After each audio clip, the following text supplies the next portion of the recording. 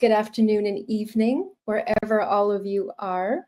I'm assuming you've got people from everywhere logging in today. So I just wanted to say hi to everyone and tell you that I'm so glad you're here. And this morning, we're going to talk about something that's not easy, but is really deeply important. And it's not talked about nearly enough, which is why do narcissists so often target high-achieving women? Because they do. There's this idea that the cycle of abuse doesn't touch educated women, successful women, financially successful women, but I'm afraid it's not the truth. So before we kind of get into the weeds, I want to do a visualization exercise with you. And I want you to take a moment right now, wherever you are, and imagine yourself as a jewel, okay? And not just any jewel, a rare, exquisite, one-of-a-kind creation, right from the creator. The kind of jewel that has its own cut and color, the kind that belongs in the light, and the kind that people can't help but notice. So now close your eyes just for a second if you feel comfortable and if you're not driving, and to think about this and really ask yourself, what kind of jewel are you? Are you a diamond? Are you clear and strong, catching the light in 100 different directions? Maybe you're an opal. You're full of shifting colors and you're surprising and impossible to define. Maybe you're a pearl. You're formed over time, layer by layer, with the beauty that comes from endurance. Or maybe you're a ruby. You're fiery, you're passionate. You've got a warmth and an intensity that lights up every space that you enter. And each jewel has its own beauty. And I know that there are so many incredible jewels in this room with us right now. And each one of you is rare, and each one of you is irreplaceable. So now that you have your jewel in your mind, let's take this a step farther. I want you to picture your jewel placed in a setting that was made just for it. Maybe it's a gold ring, maybe it's a platinum necklace, but it holds the jewel securely. And the people around it admire it and protect it, and they make sure that it stays in the light. Now, imagine your jewel in a locked, dark box. The air is heavy and stale. Over time, dust settles over your jewel. Maybe it even gets a few scratches from careless handling, the box being tossed around. So it's the same jewel, right? It's got the same worth, it's got the same beauty, but it's been hidden and diminished, and now it's unseen. So the first setting, that's what it feels like to be in a healthy relationship where you can shine and you feel safe. And the second, the box, that's what it feels like to be in the orbit of a narcissist, where your brilliance is something to be owned and controlled and kept away from others. And when you're a high-achieving woman, whether that is in your professional life, or you're highly educated, or you're just a really compassionate, empathetic person with a strong community, your shine and your light is magnetic, and people notice it. Some will be drawn to you in genuine admiration, wanting to celebrate and support you, but others will covet you, and they will want to keep you for themselves, not to cherish you, but to use your light to make themselves feel bigger. So just a little bit about me. 8 years ago, my writing career, something that had always been a personal dream I'd had ever since childhood, was really taking off. I can look back now and see that this was a period where my light was shining very brightly. And that's when I met him. And in the beginning, he was attentive and he was charming and he was full of praise for my ambition. He thought that I was a best-selling romance writer was like the best thing ever. But over the months and then the years, things shifted, and the compliments became comparisons and the admiration became raging criticism. And one moment that really stands out, even now, all these years later, was the launch of one of my books. It was a really big day for me. It hit the top 100 bestseller list on Amazon in multiple countries. And I was so excited. And when I told him about it, his response was, and I remember it word for word still all these years later, he said, "Don't let it go to your head. You just write idiotic romance for women, remember? So it's not even real writing." And I was utterly crushed.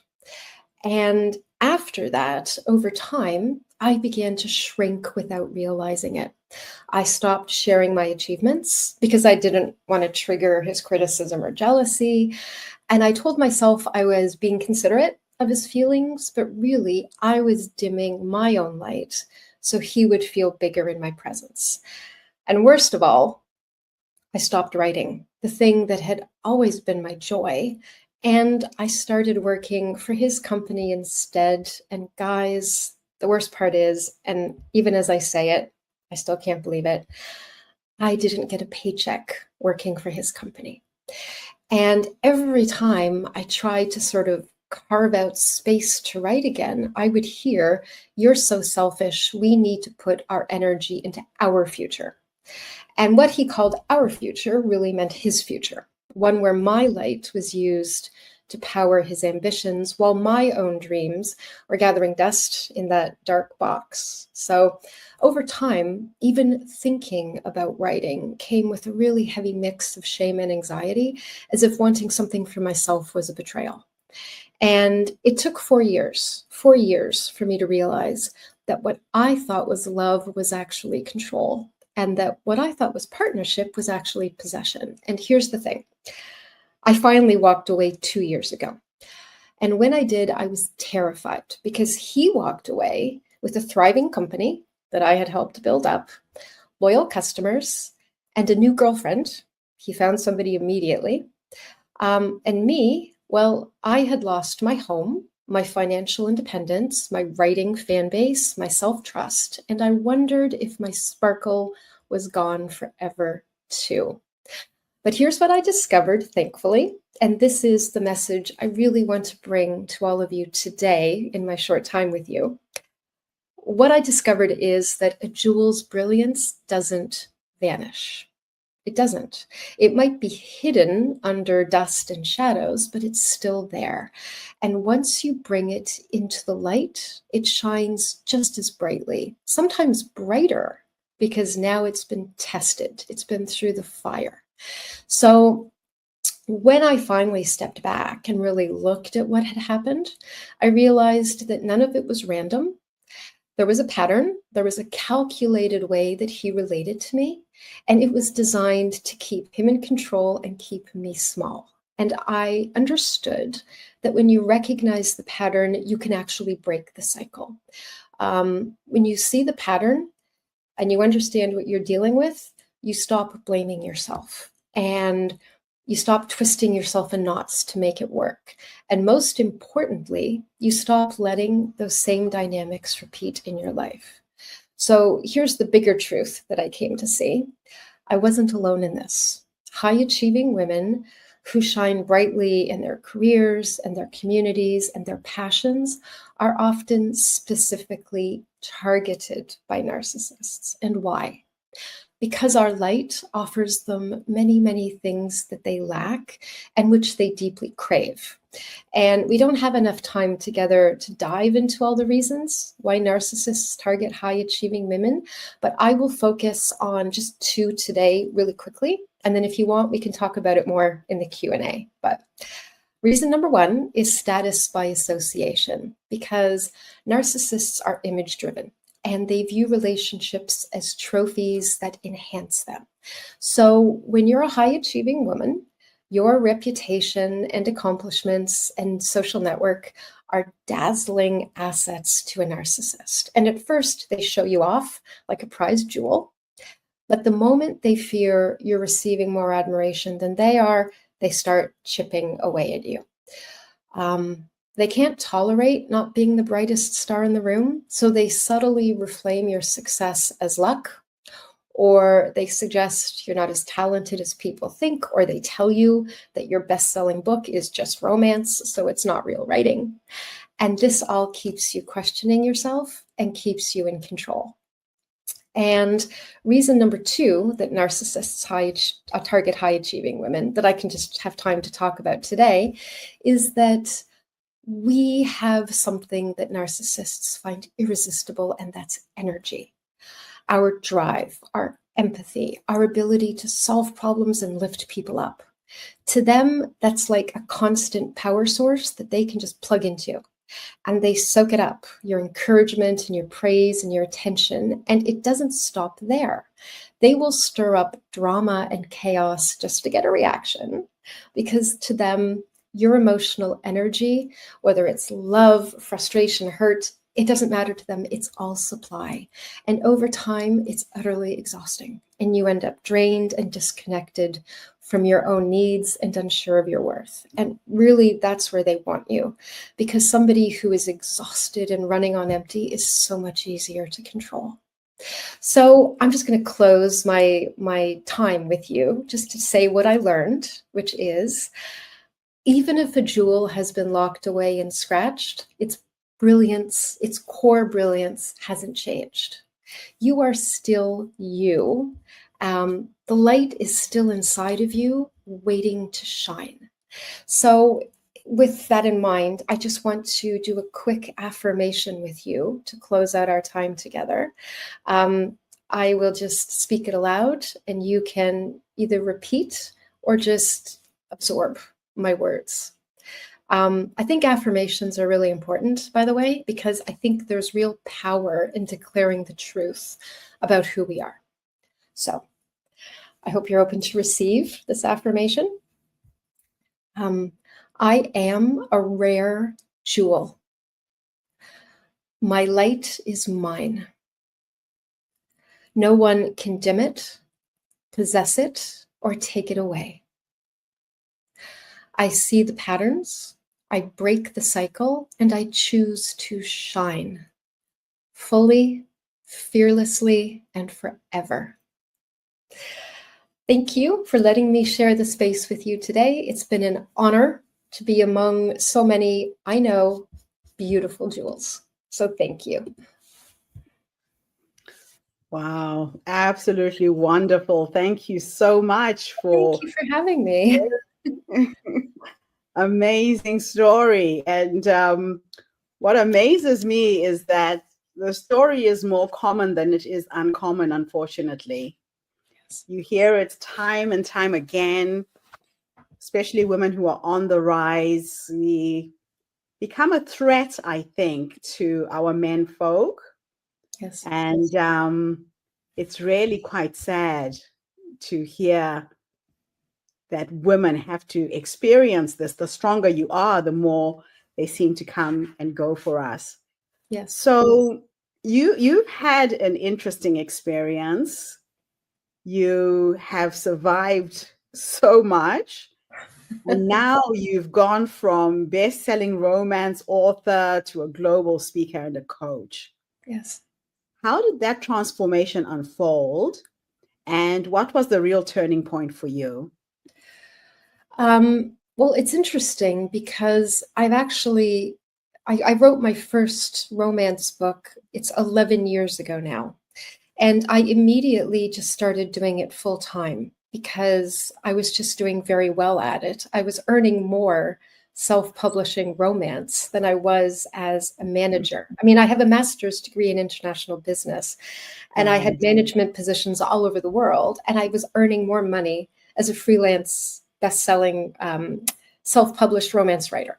So I was averaging about 5 books a year in the beginning. I was writing 5 romance books a year, just like clockwork. You know, it was easy for me and I loved it and I had the time.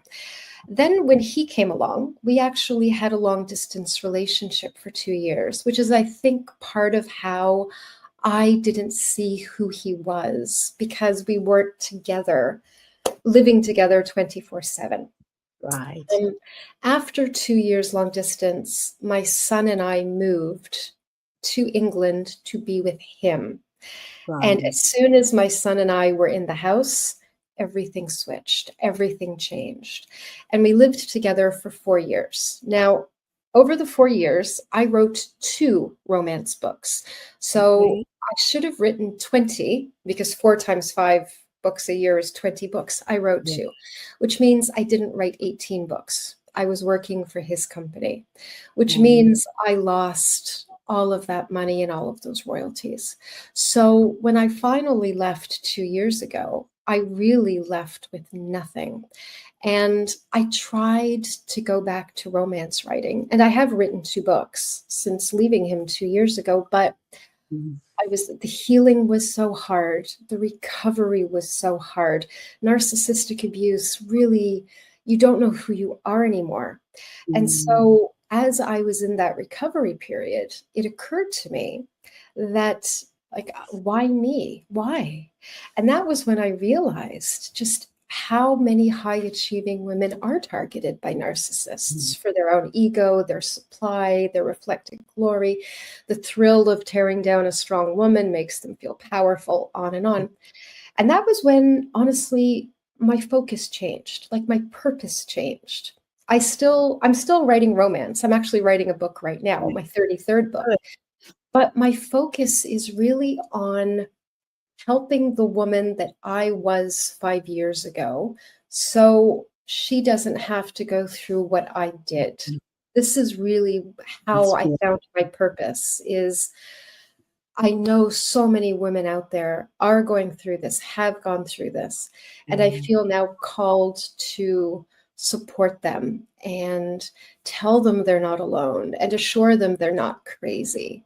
So this Mm. was really how I ended up speaking about this openly on a Yeah. global stage, because I just realized that there's no such thing as talking enough about abuse. It's the Mm.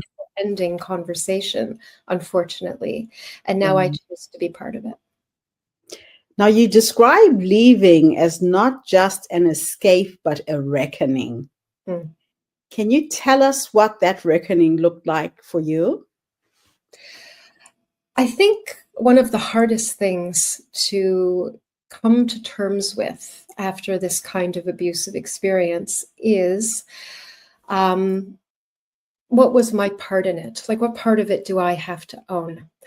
And it's really hard because it meant that I had to understand ways that I was vulnerable and I was not healed from things that kind of invited him in. He saw things in me that he could exploit and target.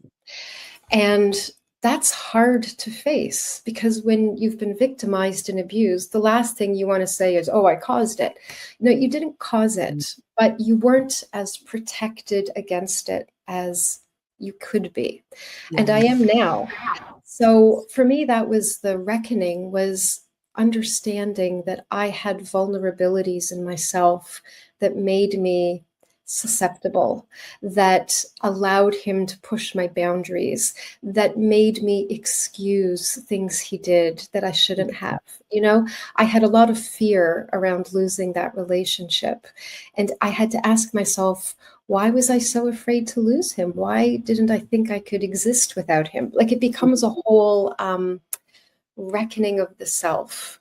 And I think if you can honestly face that, I think you can come out of something like this bulletproof, like really bulletproof and Mm. aware and with self-love and self-knowledge and self-trust. And then nobody can do this to you again because you know where your weak spots are and you fortify them and you work on them. So I think it is a reckoning of self, definitely.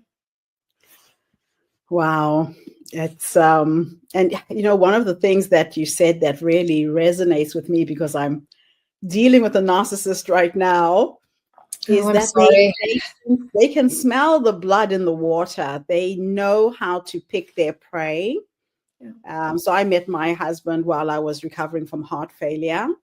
And Yes. he swooped in, love bombed me, fairy tale wedding. It was something out of a movie. Yes. And I was weak. I like the fact that you talk about taking full responsibility. Well, what was my role in it? That's Mhm. something I've been thinking about a lot lately. And I dropped my guard completely.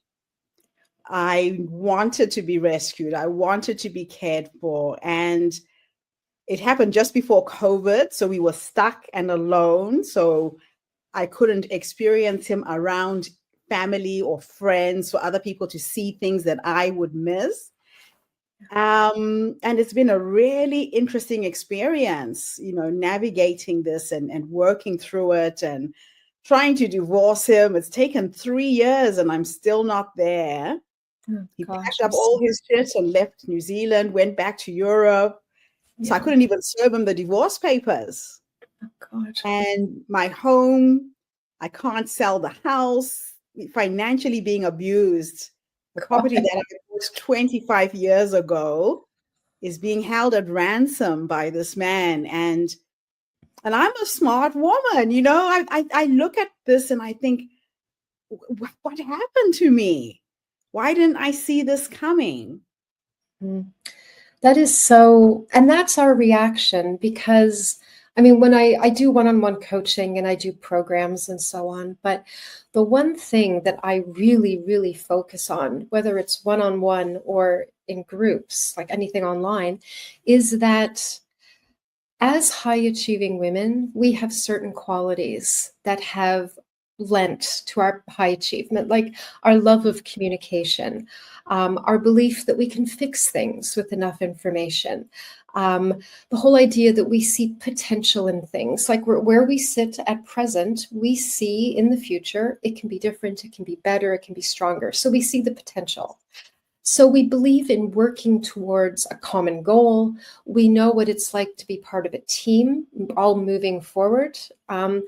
And unfortunately, when you're in a narcissistic relationship, all these things count against you because, again, you remember the relationship in the beginning and you think that's the potential. So when things aren't going well, you work really hard to fix it, to move it back to where it was because you see what the relationship can be. And worst, I mean, the thing that really worked against me was my belief in communication because I thought if we could just sit down and have a conversation, I could understand him, he could understand me. What I didn't know was that I was with someone who was 100% committed to not understanding me and had no desire to communicate. So you kind of get into this thing where, and this is very common with the women that I talk to, there's this thing like, if I could just find the right words, if I could just adopt the right tone, if I could just explain myself differently, better in some way, I can break through. He will listen to me, he will understand me, and everything will get better. So we just keep showing up to try to communicate again.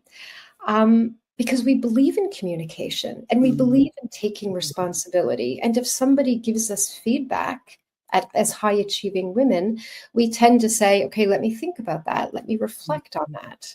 But when somebody is deliberately hurting you, name calling you, tearing you down, devaluing you, and you're reflecting on that, you're hurting yourself and you're stuck in an unhealthy dynamic.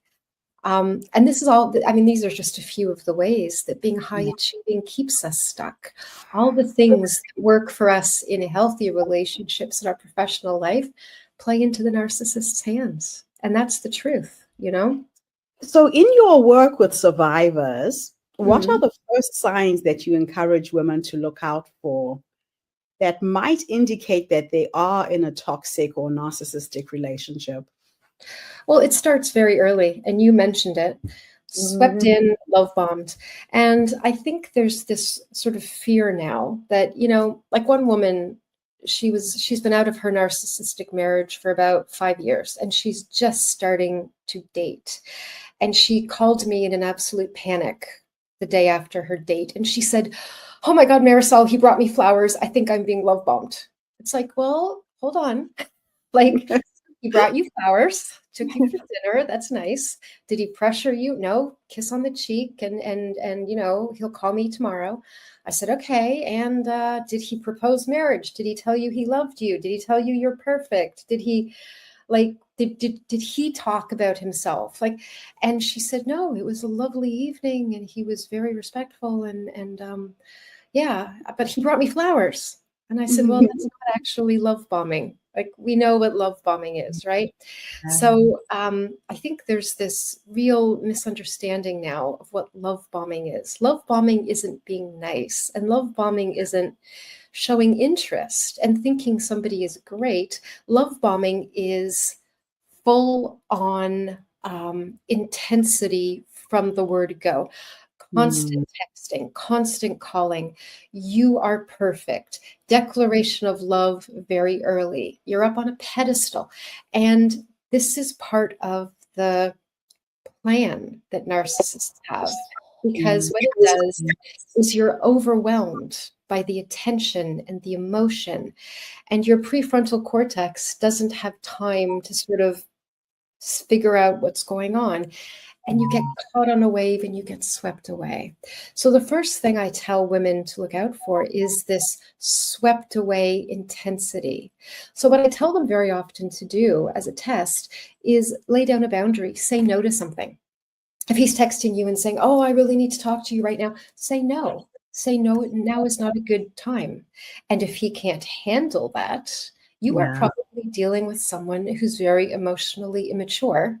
Maybe not a narcissist, but emotionally immature. So what I tell my clients to do is lay down a boundary early, say no early, and see what he says. Because how he reacts will tell you a lot. What you're dealing with. Actually, yeah. Yeah, that's very true. Now, healing from emotional abuse is not linear. What are some of the setbacks that you faced? And how did you find the strength to keep moving forwards? The real kicker with emotional abuse and psychological abuse, and like with narcissistic abuse in particular, which is what I talk about, is something called the trauma bond, which is, people say it's mental, and it is, but it's also physical, where you have been flooded with all of this positive attention in the beginning. So your body is flooded, right? And then they start to pull it away. So you panic, and then they give it back. And then they pull it away, and then they give it back. So you are on this weird up and down of extremes. Like, it's never kind of okay. It's either absolutely fantastic, the guy from the beginning is back, or oh my God, you know, he's name calling me, he's throwing things, he's disappearing for hours, you know, everything's my fault. So you are thrown up and thrown down. And this actually is a chemical reaction in your body. Your brain chemistry changes, and your body chemistry changes, and you are in full-on survival mode. And you're addicted. Like, you're literally addicted to this. Ups and downs. Yeah, the ups and the downs. And more than that, you're addicted to the relief. Like, when you've been mistreated and you feel horrible, and then they swoop back in, you become addicted to that relief and that, oh, he's back, and oh, thank God, you know? So when it's all over and suddenly that up and down and all of that is gone, your body isn't used to peace. It isn't used to calm. It thinks that all this down stuff is actually boring. And you're in this really horrible situation where you feel terrible, and the only person who can make you feel better is the same person who has made you feel terrible. And so that's why women go back, because they need that relief. And they know that it's temporary, because they know the up and down cycle, but the crash is just so devastating. And that's when you're really vulnerable, is when you're in that downtime and there's no up because the person is gone. But what very often happens is that's when they hoover you back in. They'll reappear and you're down and you're devastated and you've crashed, and suddenly they're back and they're promising they're going to change and they're telling you it'll be different, and you want to believe it so badly because feeling this down by yourself is so hard. So you accept the relief, and then you know what? You're right back in the cycle, and then it's that much harder to get out the next time. So that's why that's why you go back, because of the trauma bond. And it's so hard.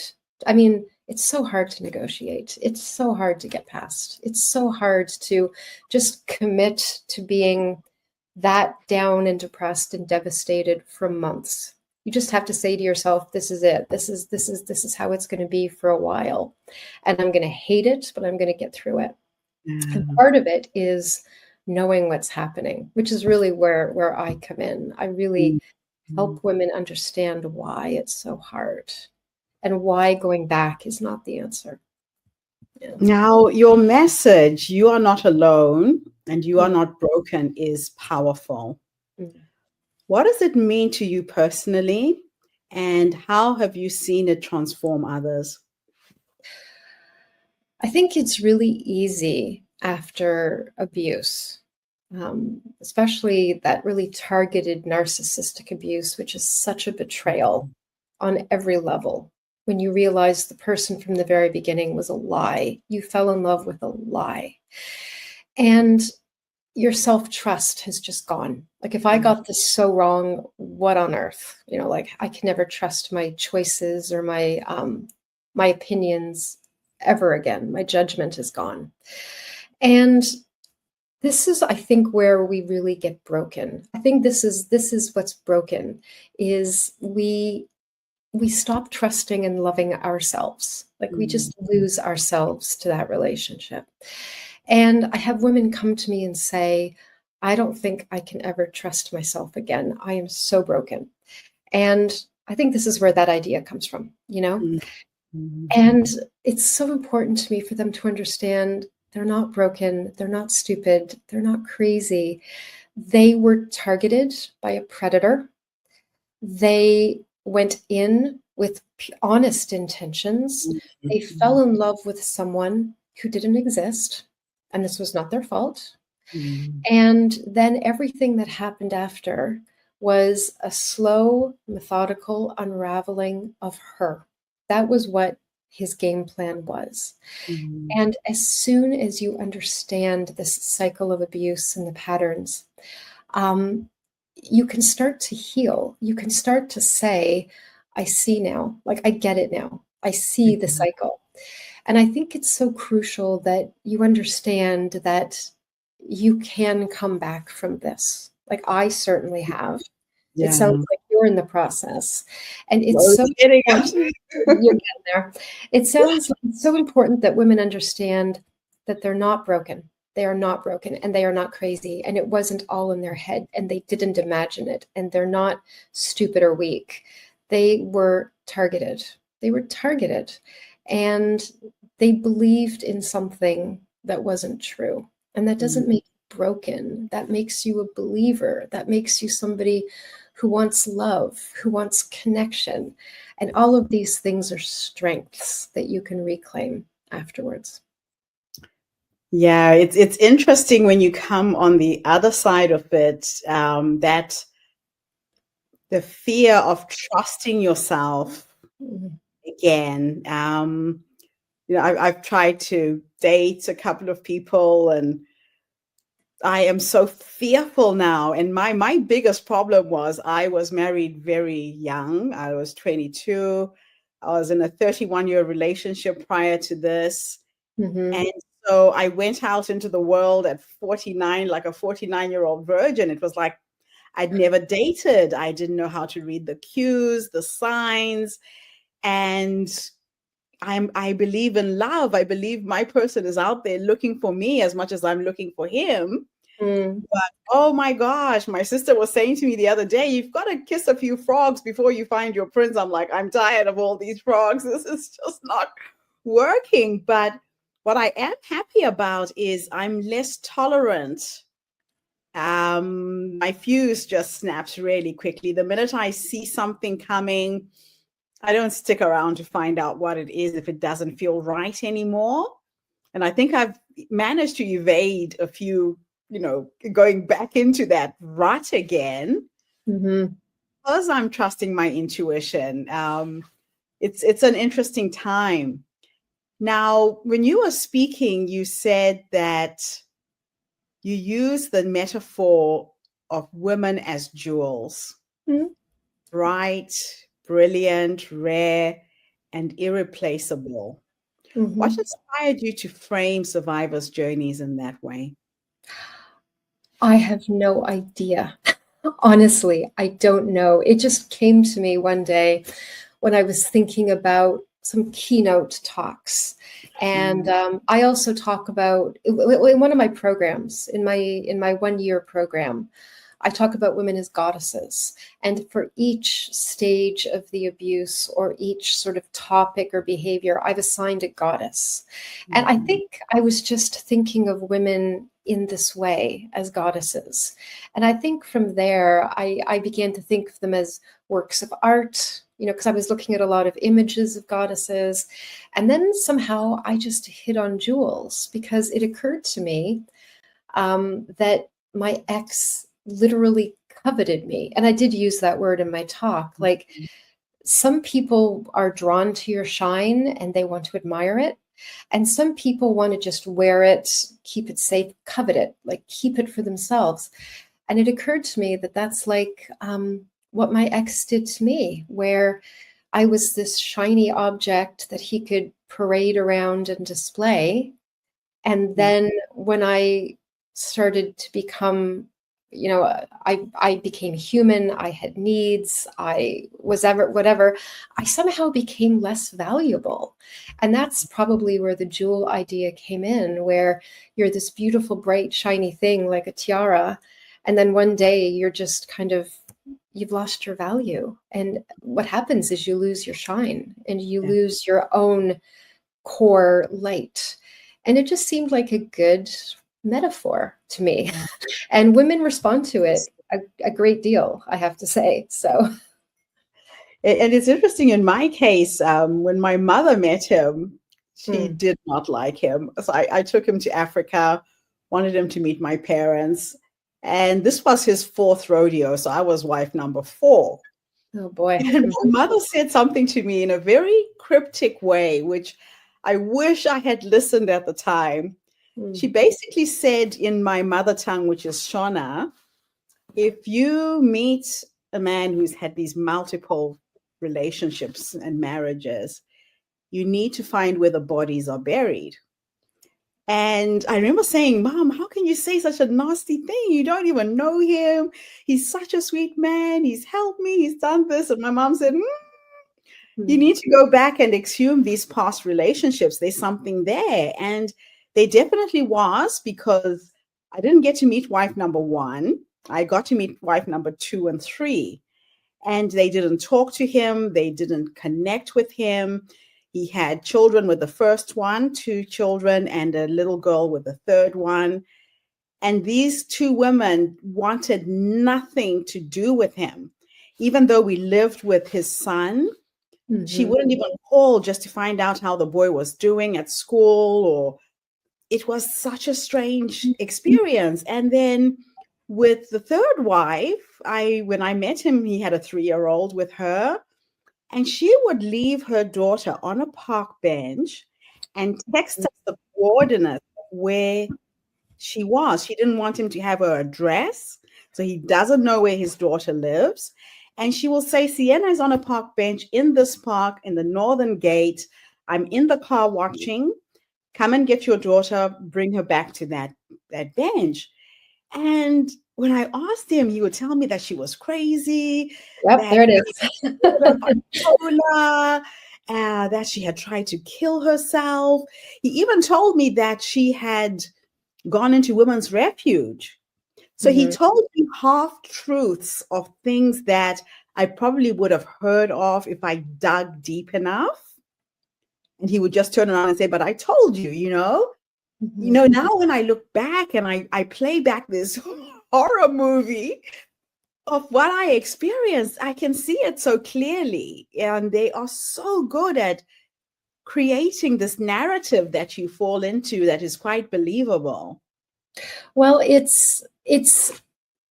mean, it's called a smear campaign, which is they go out of their way to make you look, I mean, crazy is the big one, right? And the truth is, we are crazy. They actually have made us crazy because they've gaslighted us, they've shifted our reality, they've played mind games, they've made us not recognize ourselves. Like, we are actually nuts. To be fair, we're lunatics. But not in the way they say we are, and not for the reasons they say we are. It's kind of like, you lied to me, you gaslighted me, you told me things that I saw with my own eyes didn't happen. You accused me of cheating, you accused me of stealing money, you know what I mean? And but apparently I'm the insane one, right? So it's really important to their reputation, because it's all about, it's like I said, they have these needs for reputation. It's extremely important to them that they look good to the world. And it's for a few reasons. First of all, so that if you come forward, nobody will believe it, because he's such a great guy, because he's gone out of his way to make sure people think so. But the second problem is that they always get in there before we do, because even while they're still with us, they're already trashing us. Oh, yeah. Society at large. We find out after, but by then it's too late. Like, we're the nuts one, they're the hard, like they're the long-suffering spouse or boyfriend or whatever, and we're insane. And so when the whole thing falls apart, it's really important that it's our fault that it's fallen apart. So it's, yeah, and it's the same story. Like, it's the same story. I know that because when he and I broke up, he had moved in with somebody like a month later, right? Like, it was over. It was instantaneous. And I know what she was told about me. I know what he said about me. But that's part of the cycle of the abuse, is the devaluation has to continue, because they need the new person to fall in love with them. And if the new person comes to you and believes you, that's not going to happen. They need that new supply, and they need that new cycle of abuse to begin with a whole new person. They need that to happen. And if you show up and you're believable, and that the new person thinks that you're probably a great person who probably got screwed over, they're going to listen to you, and the narcissist cannot have that. So it's another part of the betrayal, and another part of what makes it so hard to recover is you're so alone, because you know what happened. You're starting to understand how bad it all was, and nobody wants to listen to you because you're insane, right? Or you're the problem, or whatever. You're the cheater, you're the liar, you're the child abuser, like whatever the story is, right? And it's so hard. It's so lonely to recover from this kind of abuse, unless you have someone like you or me who's been through it, who can guide you through this part as well.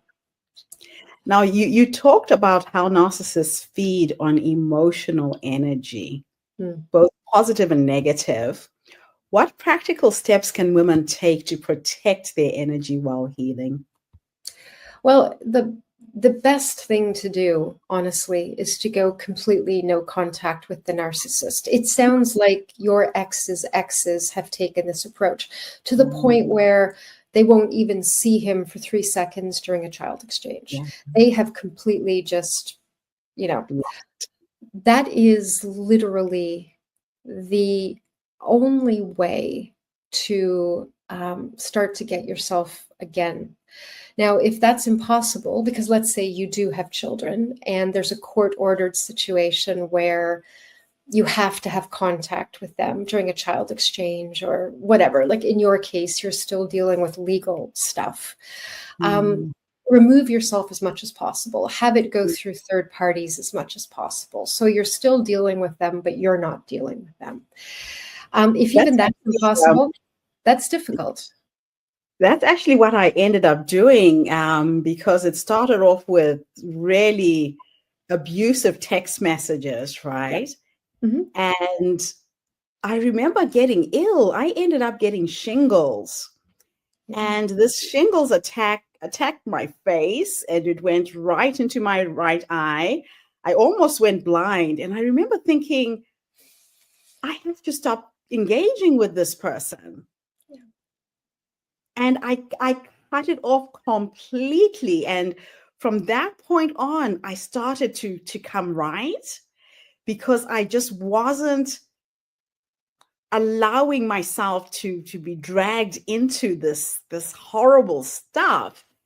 And they love it. They love it when you're stressed out and anxious, and it just energizes them. And I just said to him, I'm not talking to you anymore. Do not contact me. Do not call me. I blocked my phones. I stopped the emails. And it was the most liberating thing I ever did for myself. But that's when he buggered off and disappeared and left the country. So I couldn't serve him divorce papers for 3 years. Mm-hmm. Well, I mean, you've just summed it up, the whole experience. As long as you are giving them some kind of reaction, positive, Yes. negative, they love it, Love it. because at the end of the day, it's about supply, because they have no sense of self. That's why they mimic us and mirror us. That's why their interests change from partner to partner. Their clothing changes, all of it, right? Their life goals change, because they are aligning themselves with whoever they are with at any given time. But more than that, they have this incredible need for power and control. And as long as they can make you react in some way, they control you. And as soon as you stop giving them the reaction, I mean, even a negative reaction, they love it, because ha ha ha, I poked her and she's reacted. Yeah, I still got her, right? I'm still in there. I'm still burrowed in under her skin. Yay for me. As soon as you don't give them that, like anything, like, first of all, they hate it, and they will double down to try to get you to come back, even just Yes. scream at them. But if you really stick to your guns and you give them nothing, like just dead No. silence, gray wall, like rock face, they'll look for new supply. They'll go scout out a new victim, just like a predator. And that's why they move on so quickly to the next person, because having two sources of supply is amazing. So they have the crazy ex who's Yes. still reacting to them. They're still pushing the buttons because they know every button to push. And they're love bombing somebody new who's telling them how wonderful they are, how perfect, how amazing. So they're getting supply, two different types of supply, Yes. two different women, and Negative. they are thrilled. They are thrilled to death with it. So really, the only way that you can ultimately protect yourself is giving them no supply, not positive, not negative, nothing. And it doesn't mean they'll never come back, because they will hoover years later. They'll just come around full circle to see if there's still a little crack in the window they can crawl through. But you don't give them anything. And that is the only way that as women we can protect ourselves. It sounds like this is what you've chosen to do. And honestly, it's not just the healthiest way, it's the only way to recover. The only way. That's it. Yeah.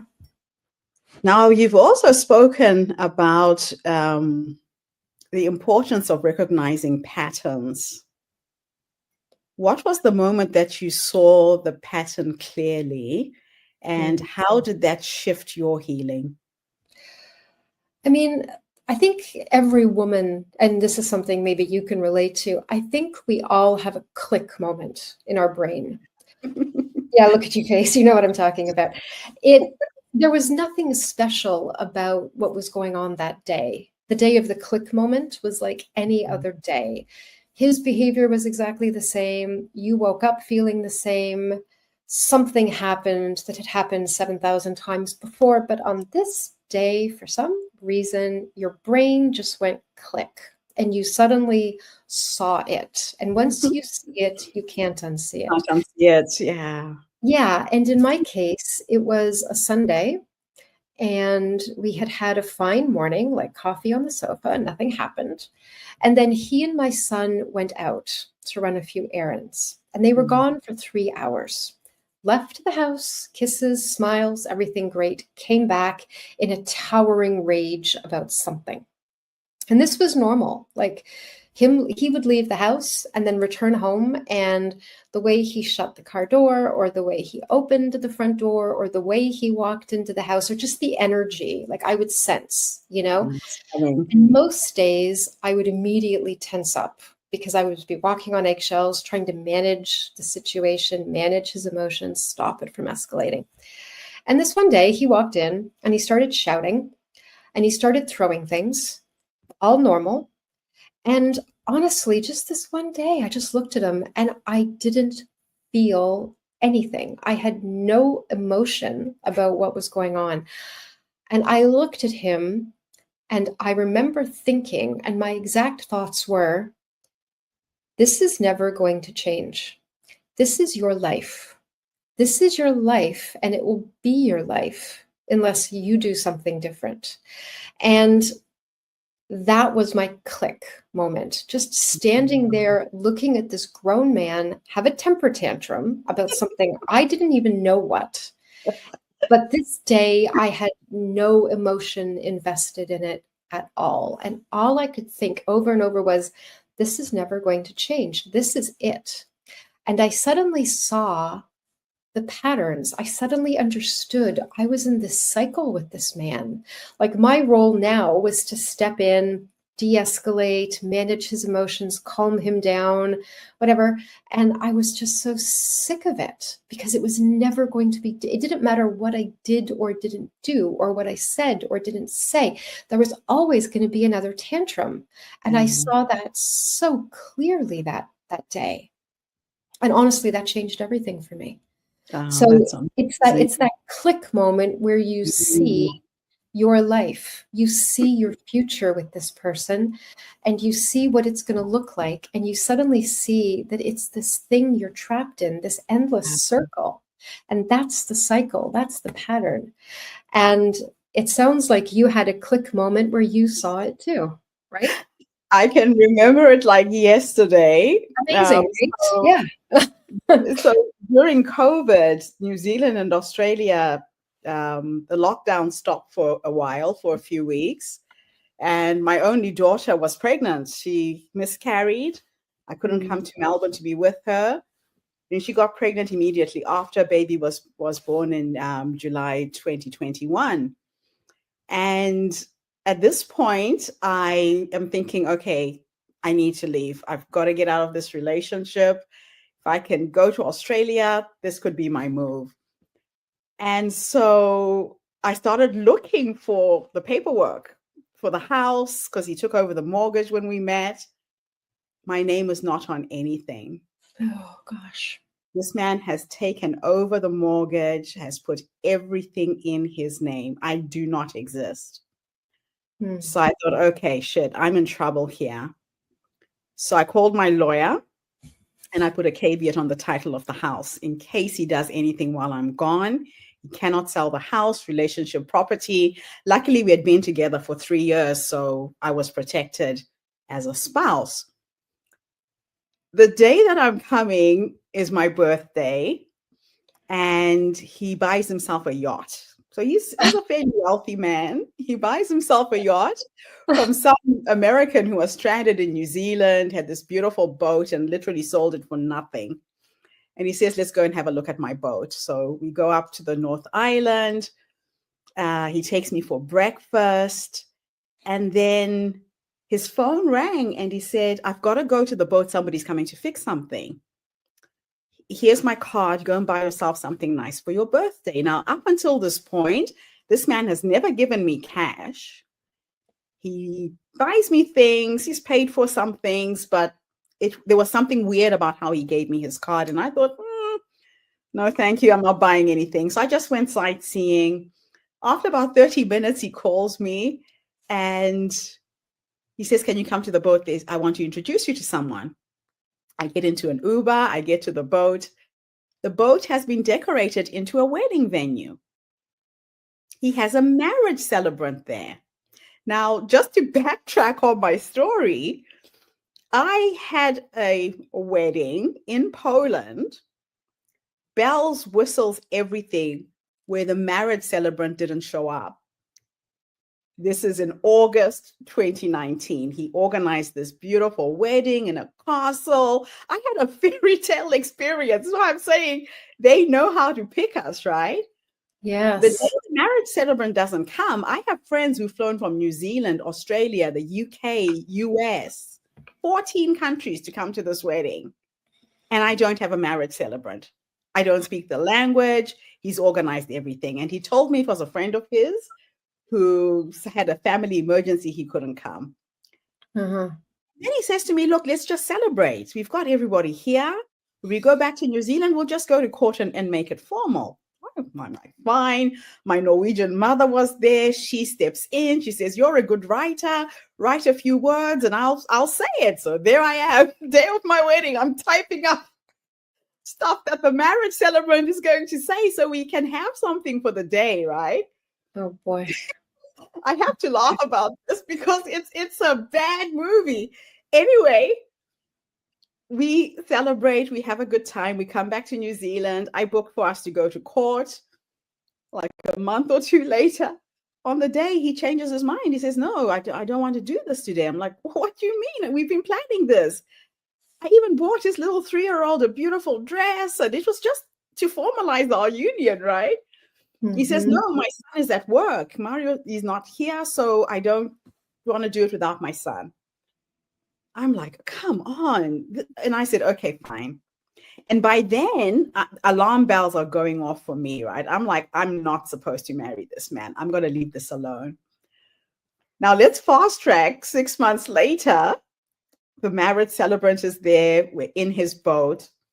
And I thought, to protect myself, I better go through with this just so that the house is secure. This is a home I bought 25 years ago with my ex-husband. And so I went through with it. So I have a marriage certificate. I'm not going to lie to you. I come to Melbourne. My daughter almost dies giving birth to her baby. There is a 2-week window when the borders lock down again for the longest lockdown between New Zealand and Australia. And if you were a citizen, you could go back to New Zealand. And I opted to stay and be with my daughter and support her with the baby when she got out of hospital. Mm. And then he started saying, you don't love me. Why would you choose to stay there? I'm like, no, I am a mother first. You knew I have children. This is what mothers do. Now, I didn't know the lockdown was going to last 8 months. I just thought it would be a few months and I'll go home, right? And so I started looking for a job and moved out of my daughter's house after 3 months, found a little apartment just around the corner from her, just to give her and her husband some space, not go and look after the baby in the mornings and she could lie down. And I said to him, look, I need to look for a job. I don't know how long this thing is going to last. Mm-hmm. He said, okay, what do you need? I said, I need to buy a car to start off with, just a cheap secondhand car to get me to interviews and back. He's like, okay, I'll put money in your account. I get to the car and he helps me choose the car. This is what, I have to laugh. We are online picking a small little car that I could use to go for interviews. Show up at the car dealership the next morning, swipe my card, the card declines. I'm like, what the hell? So I call him. Hey, you put money this morning. What's going on? Oh, I've changed my mind. I've decided that if you buy that car, you're never coming back to me. Uh-huh. And that was my moment right there. I thought, shit, I am in trouble here. Yeah. I'm not playing these games. I'm not doing this. And I cut all ties. Mm-hmm. And I did not look back, and I do not regret it. But, wow. Wow. It's It's interesting. I mean, part of this whole narcissistic personality disorder is the future faking, where they promise you something now in the future. And they will even take it right up to the line, like to the point where he will fly people in from 14 different countries. He will have the castle in Poland booked. He will have you there in the dress. He will have the kids there as whatever, part of the wedding party. Like, and it's all moving. Like, you think it's set because they've promised it. And at the very last second, they just pull out of it. And then the worst part is you feel crazy because they sort of make it sound like you've made all these assumptions about something, which I never said. And you're like, well, actually, you did say. I'm standing here in a dress for a reason. Everybody's flown in for a reason. Why are you telling me that I've made this up in my head? And they're like, well, you might have read too much into this, or, oh, well, and then you kind of start to feel insane because they are so good at convincing you that they didn't promise you that, or they did, but you've misunderstood what they meant, right? And this is where the self-trust starts to break down, is you don't even trust your own memory or your own interpretation of his words that were very clear. And this is again where the whole idea of communication breaks down, because they tell you something and then you ask 17 different ways to make sure you understand what's going on. And then they accuse you of being controlling. And why don't you trust me? And I don't want to have to say it 17 times. Just take me at my word the first time. And if you point out that actually that hasn't worked in your favor before, oh, well, now they can't do anything right? Like, are you saying that I can't do anything right ever? Like, are you calling me a liar? And then you end up on the defensive, even though all you're trying to do is figure out what's actually going on, because history has shown you that just because they've told you something, it doesn't mean that's what's going to happen. No. And somehow it all comes back on you. So it's like, it's the most messed up Oh, you get into. I could talk to you forever on this topic, but I tell you, thank you. I know. We're running out of time. Telling you that I am not crazy. Now, let's finish off for the women who are listening right now, who feel trapped, unseen, or unsure if they can ever rebuild. What's the first step that you would encourage them to take today? Well, the first thing is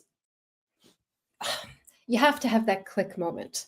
And if you've had that click moment, then I absolutely congratulate you, because the veil has fallen from your eyes. You've seen something and you can't unsee it. And I'm sorry.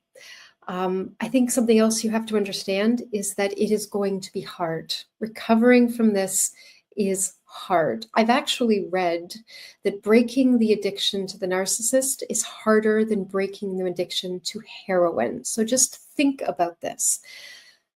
It's that hard to recover from what you have experienced. So you have got to have some grace for yourself. You've got to have some patience for yourself.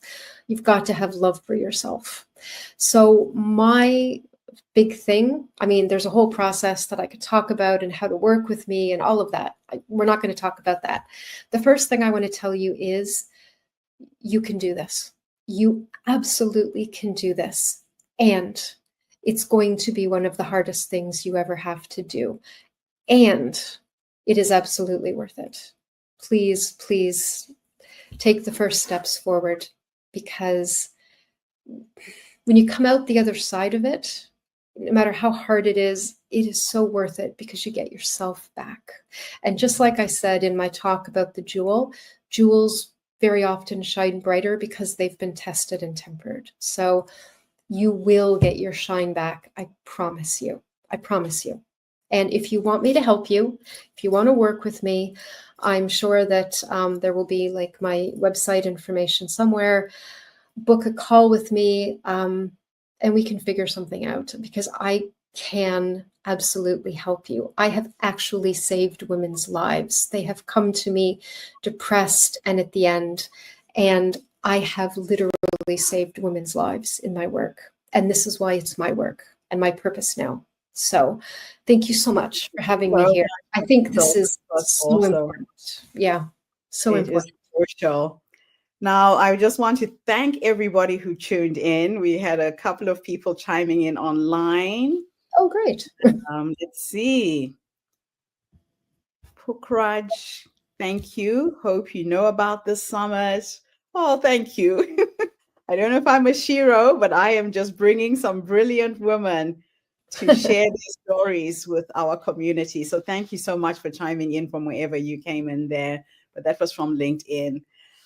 Yeah, so thank you to everybody who tuned in today. The Her Story Circle is not just a podcast. It's not just an online summit. We are a social impact movement that brings you the stories and voices of women from all over the world. We share our stories to uplift you, to inspire you, to energize you, but most importantly, to take you from where you are now to where you're trying to go. So if you are a woman who is experiencing narcissistic behavior in your relationship, or you're just feeling unsure of what it might be, I'm telling you, it is worth exploring. You are not crazy. If you think something is wrong, it is wrong. So just trust yourself. That is one of the things that I've learned through my journey. And this amazing expert has shared her journey. Don't try and do it alone. No. Get the help. The help is out there. And yes, I will share all of Marysol's details with this event as well. So it was absolutely amazing meeting you. Thank you for bringing so much light to our community today. It has been just an absolute honor having you online. And there is your website. If anybody wants to reach out, please reach out. Don't try and do it alone. Thank I'll be you. back tomorrow, everybody, with yet another amazing speaker. In the meantime, have a fantastic day, morning, or evening, wherever you are in the world, and bye for now.